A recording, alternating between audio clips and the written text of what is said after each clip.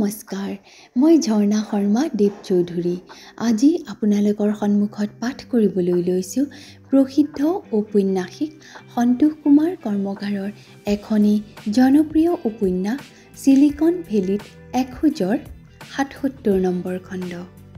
ইফালে আমাৰ ৰিলেশ্যন তোমাৰ মোৰ সম্পৰ্ক। সন্দীপ নিৰুত্তৰ। গায়ত্ৰীৰ আৰু সহ্য নহ'ল। আৰ্তনাদৰ সুৰত কৈ উঠিল, আমাৰ বিয়া। এইবাৰো সন্দীপ নিৰুত্তৰ। আকৌ তাৰ মুখখনলৈ মোলান ছাঁ এচপৰা নামি আহিল। ভিতৰি ভিতৰি সিও কষ্ট পাই থকা যেন লাগিল। তাৰ পিছত গধুৰ মাতেৰে ক'লে, মানুহ, তোমাক বিয়া কৰাবৰ বাবে যিখিনি শাৰীৰিক পবিত্ৰতা ৰাখিব লাগিছিল সেইখিনি মই ৰাখিব পৰা নাই। গতিকে তোমাৰ লগত মই এইটো প্ৰচেছত সোমাব নোৱাৰোঁ। মই যে তোমাৰ সকলো স্বীকাৰ কৰি ল'ম বুলি ক'লোঁ, স্বীকাৰ কৰি ল'বা। এয়া তোমাৰ মনৰ কথানে? মনৰ কথা নহ'লে মই তোমাক এনেকৈ ক'মনে? কিন্তু মই জানো তোমাৰ পিউৰিটান অন্তৰখনে মোক স্বীকাৰ কৰি নলয়। বিশ্বাস কৰা, এতিয়া মোৰ অন্তৰখনো তাৰ বাবে সাজু হ'লেও মই যে চিৰকাললৈ তোমাৰ অনুগ্ৰহৰ পাত্ৰ হৈ থাকিব লাগিব। নহয়, তুমি কেতিয়াও মোৰ অনুগ্ৰহৰ পাত্ৰ নোহোৱা। মই মোৰ অন্তৰম হৈয়ে থাকিবা। মানুহ, মই তোমাৰ মৰম ভালপোৱাক সন্মান কৰোঁ। তোমাৰ অনুৰোধ মানিব নোৱাৰিলেও তোমাৰ বিশ্বাসক মই সন্মান কৰোঁ। মই তোমাৰ মৰম ভালপোৱাক মোৰ মনত সজীৱ কৰি ৰাখিব বিচাৰোঁ। সন্দীপ, এইদৰে তুমি মোক এভইড কৰিছা। মই তোমাক এভইড কৰা নাই। ওলোটাই চিৰকালৰ বাবে তোমাক মনত ৰাখিবৰ বাবেই এইটো সিদ্ধান্ত লৈছোঁ। তুমি বেলেগ কাৰোবাৰ লগত বিয়া সোমোৱাৰ কথা ভাবা। মোৰ বিশ্বাস, বিয়া সোমালে তোমাৰ হাজবেণ্ডে তোমাক মৰম কৰিব। বিয়াৰ কিছুদিনৰ ভিতৰতে তুমি তোমাৰ হাজবেণ্ডৰ নয়নৰ মণি হৈ উঠিবা। সাংসাৰিক জীৱনত তুমি সুখী হ'বা। সন্দীপ, তুমি মোক এইদৰে ক'ব পাৰিলা? তোমাৰ মুখত এইবোৰ ননচেন্স কথা উচ্চাৰিত হ'ল। এইবোৰ ননচেন্স নহয় মানুহ। গায়ত্ৰীৰ অস্থিৰ মুখখনৰ ওপৰত সন্দীপৰ দৃষ্টি স্থিৰ। হঠাৎ তাৰ মুখখন টান হৈ পৰিল। তাৰ ভিতৰত সুপ্ত হৈ থকা প্ৰতিহিংসাটো সক্ৰিয় হৈ উঠিল। কিন্তু সেয়া তেনেই ক্ষন্তেকৰ বাবে। তাৰ পিছতেই তাৰ মুখখন শেঁতা পৰিল। সি ভীষণ দুৰ্বল হৈ পৰা যেন লাগিল। তথাপি তাৰ মাজতো শান্ত আৰু প্ৰত্যয়ৰ সুৰত সি ক'লে, মানুহ, তোমাৰ বাবে প্ৰত্যাশিত নহয় যদিও আজিৰ তাৰিখত এইটোৱেই সত্য। মই মোৰ পৰিৱৰ্তিত চাৰিত্ৰিক দিশটো চিন্তা কৰি এই সত্যটোক স্বীকাৰ কৰি লৈছোঁ। তুমিও এইটো মানি ল'ব লাগিব।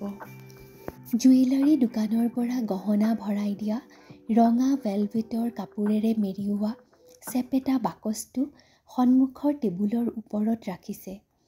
গায়ত্ৰীয়ে বাকচটোলৈ চাই আছে। বাকচটোত সোণৰ নেকলেছ এডাল আছে। আধুনিক ডিজাইনৰ প্ৰায় ৩০ গ্ৰাম ওজনৰ নেকলেছ। এয়া গায়ত্ৰীলৈ সন্দীপৰ উপহাৰ। তাই বেলেগ কাৰোবাৰ লগত বিয়া সোমাব।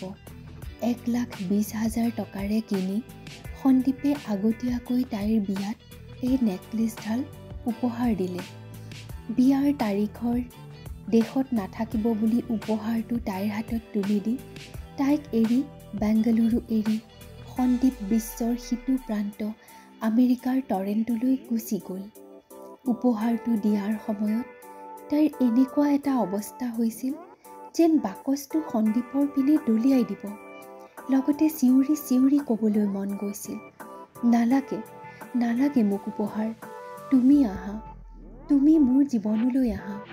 তুমিয়ে মোৰ জীৱনৰ সৰ্বশ্ৰেষ্ঠ উপহাৰ সন্দীপ।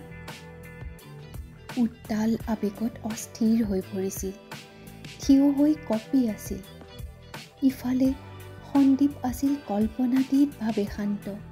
সংযত মাতেৰে আকৌ সি তাইক ভাল পায় বুলি কৈছিল। তেনেকৈ কৈ অদ্ভুত এক দৃঢ়তাৰে সৈতে গায়ত্ৰীৰ প্ৰতি সি নিজৰ কৰ্তব্য সম্পাদন কৰিছিল। তাৰ শান্ত নিৰ্বিকাৰ সেই ভাৱটো গায়ত্ৰীৰ অতি কঠোৰ লাগিছিল। তাৰ আগত তাইৰ আকুল ভৰা হৃদয়ৰ আৱেগ অসহায়ভাৱে আচাৰি পৰিছিল। তাইৰ হাতৰ পৰা সন্দীপে দিয়া উপহাৰৰ বাকচটো পৰি যাব যেন লাগিছিল। গায়ত্ৰীৰ তেনেকুৱা এটা কৰুণ অৱস্থালৈ চায়ো সন্দীপ অকণো বিচলিত হোৱা নাছিল। তেতিয়াও তাৰ মনত গায়ত্ৰীলৈ মৰম বা সংবেদনশীলতা সৃষ্টি হোৱা নাছিল। বৰঞ্চ সংযত মাতেৰে শিষ্টাচাৰসুলভ সম্ভাষণ জনাই তাইৰ পৰা বিদায় লৈ গুচি গৈছিল।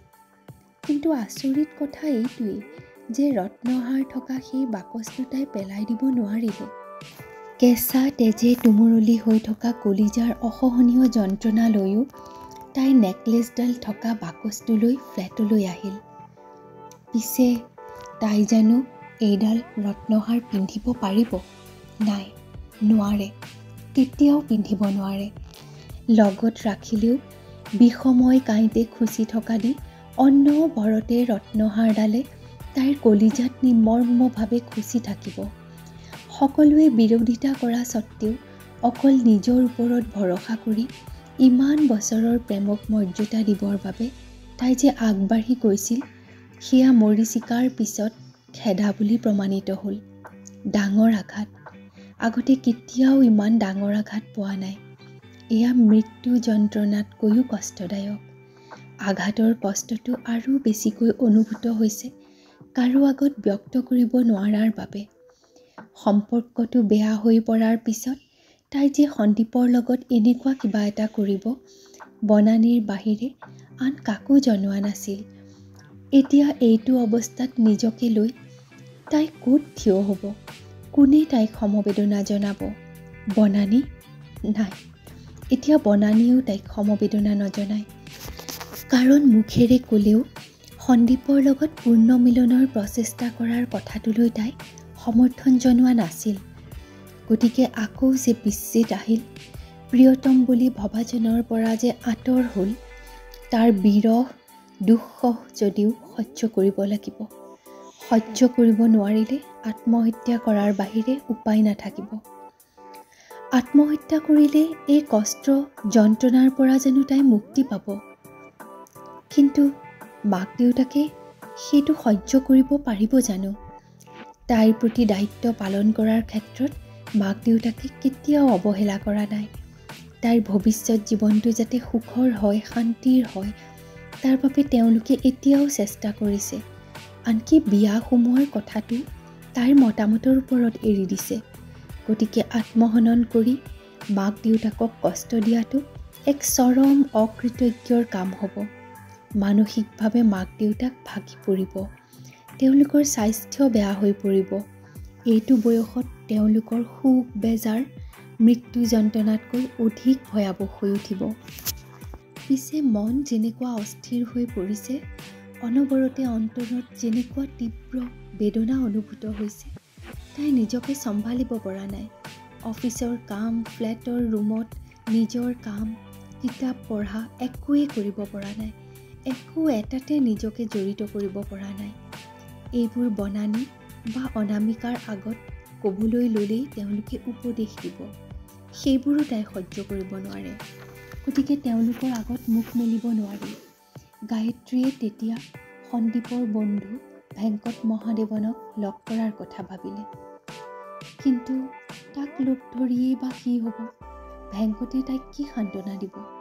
অৱশেষত গায়ত্ৰীৰ ৰাজশেখৰ আয়েংগাৰৰ কথা মনত পৰিল।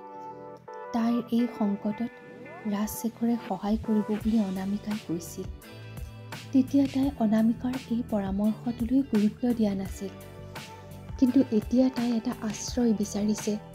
শুভাকাংক্ষী কাৰোবাৰ সহায় লৈ ভাগি পৰা মনটোক সুস্থিৰ কৰি তুলিব বিচাৰিছে। তাৰ বাবেই ঘৰত ৰাজশেখৰ আছেনে নাই খবৰ নোলোৱাকৈ, থাকিলেও তেওঁৰ লগত কথা পাতিব বিচাৰে বুলি অনুমতি নোলোৱাকৈ, আনকি ফ্লেটৰ পৰা ওলাওঁতে বনানীকো এই বিষয়ে একো নোকোৱাকৈ তাই ওলাই আহিল।